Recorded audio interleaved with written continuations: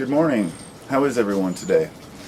Well, it's another beautiful day in Portland.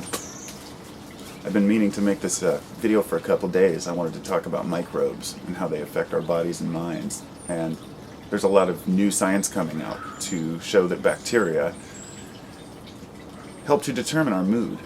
Bacteria can help determine whether we're depressed or not depressed. And it has to do with the gut bacteria. Apparently the gut bacteria, of course, as we know, you might get a gut feeling, or you might get the butterflies in your stomach.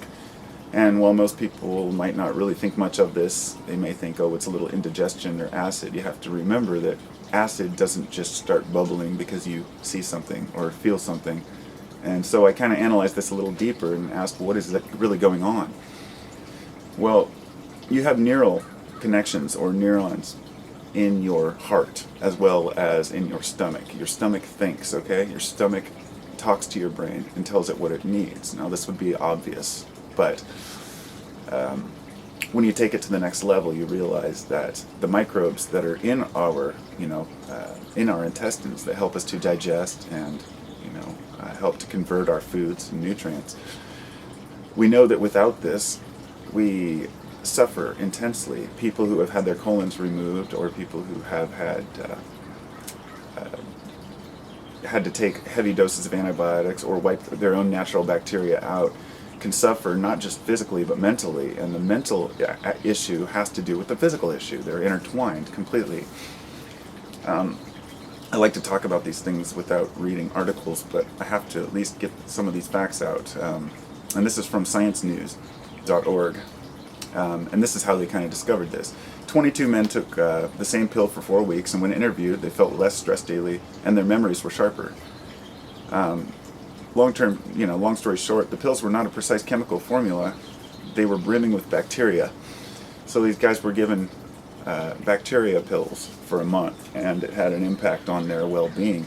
Of course, there's much more to it than just this. The bacteria are working at more than just keeping our bodies healthy. They may be changing our minds. Recent studies have begun turning up tantalizing hints about how the bacteria living in the gut can alter the way the brain works. These findings raise a question with profound implications for mental health. Can we soothe our brains by cultivating our bacteria? Now think about this for a minute. When you're told, food gives you a good mood. I mean, everybody knows that if you want, you have to eat to be in a good mood. But you can't just eat anything. You have to eat something that's, healthy, of course, but your stomach tells you what it wants you to know, and when it's hungry, it will tell you what it needs. It's smart. Your brain knows, and your stomach knows. So by cultivating these bacteria, or thinking of them as a little farm in our bodies, we can stop being afraid of bacteria and start realizing how these things help. It says, by tinkering with the gut's bacterial residents, scientists have changed the behavior of lab animals and a small number of people. Microbial meddling has turned anxious, bold mice into shy mice. Rats inoculated with bacteria from depressed people develop signs of depression themselves. Now that's really interesting. Rats that were injected with bacteria from depressed humans created depression in the rats. So people who are depressed, when they talk about that being a mental disorder, perhaps it's just a stomach disorder. And of course we know they're intertwined. So here's what they found, that the bacteria make brain chemicals. So Bacillus makes dopamine and norepinephrine. Bifidobacterium make GABA. Enterococcus makes serotonin. Escherichia makes norepinephrine and serotonin. Lactobacillus makes acetylcholine and GABA, and Streptococcus for serotonin. I mean, this stuff is fascinating to me. It's just, it says, though preliminary, such results suggest that the bright bacteria in your gut could brighten your mood and perhaps even combat pernicious mental disorders, including anxiety and depression. The wrong microbes, however, might lead in a darker direction.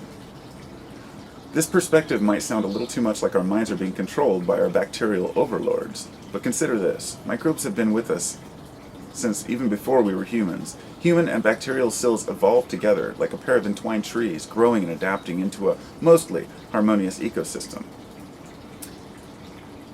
It says, It's easy to imagine that they're controlling us or we're controlling them, but it's becoming increasingly clear that no one is in charge. Instead, it's a conversation that our bodies are having with our microbiome. And that's what they're calling it, the microbiome within our body.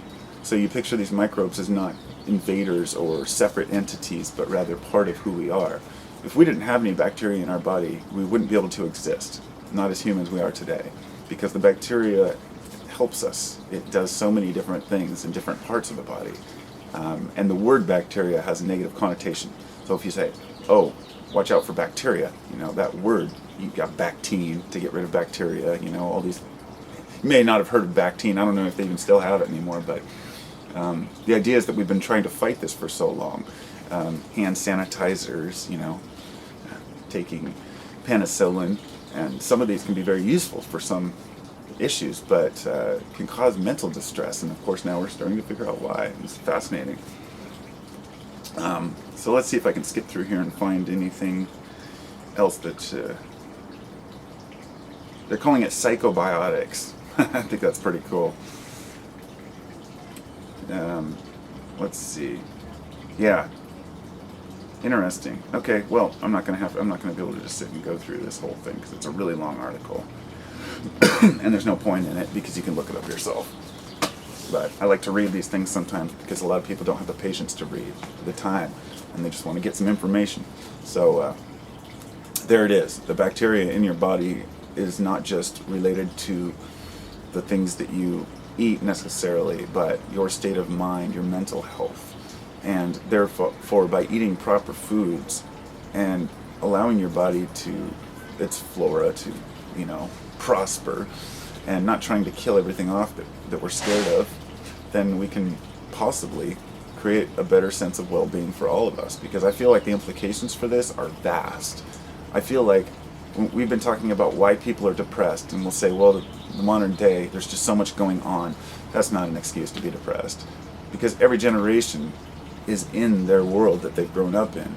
Just because people who are 80 today look at through their lives and say, wow, so much has happened. Someone who's 20 today, that's just how they live. Depression isn't caused by so much the exposure to new things or being overwhelmed.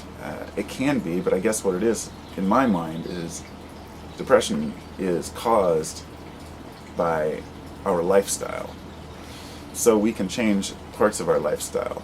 And mental faculty and positive thinking is a huge part of that.